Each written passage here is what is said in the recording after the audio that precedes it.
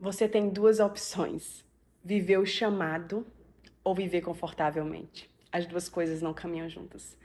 Viver o chamado é um convite para viver desconfortavelmente. Seu tempo será requerido, suas forças, seus sonhos, sua voz, seu suor, seu dinheiro. Não tem como viver o chamado e viver confortável, preciso repetir. Essas duas coisas não caminham juntas. O chamado nos arranca da nossa zona de conforto.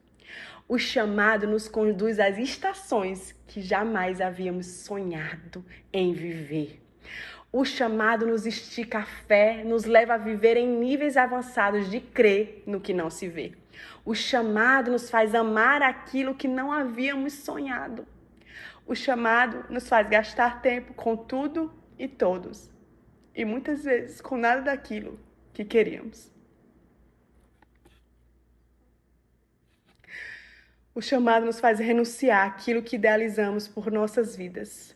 O chamado nunca nos dará segurança, conforto e uma vida projetada em planilhas. O chamado nos desgasta completamente, mas nos resgata de nós mesmos. O chamado nos arranca bruscamente da nossa zona de conforto e nos leva para a zona de risco. O chamado, mulheres, é uma obra incrível, dada a mulheres improváveis. O chamado é um chamado daquele que nos chamou.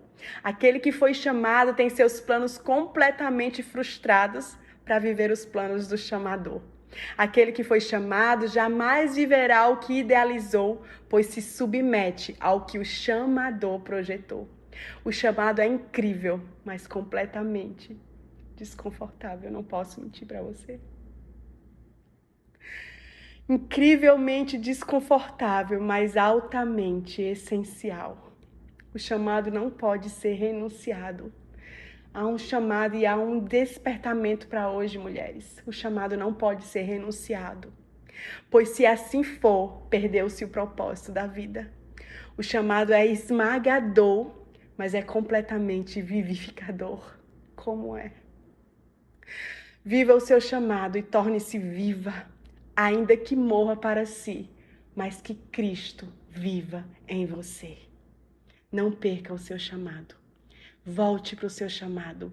Há um desfibrilador espiritual sobre você, agora, nesse momento, ressuscitando o chamado na sua vida e dizendo: volta para onde você não deveria ter saído, porque o chamador te chama.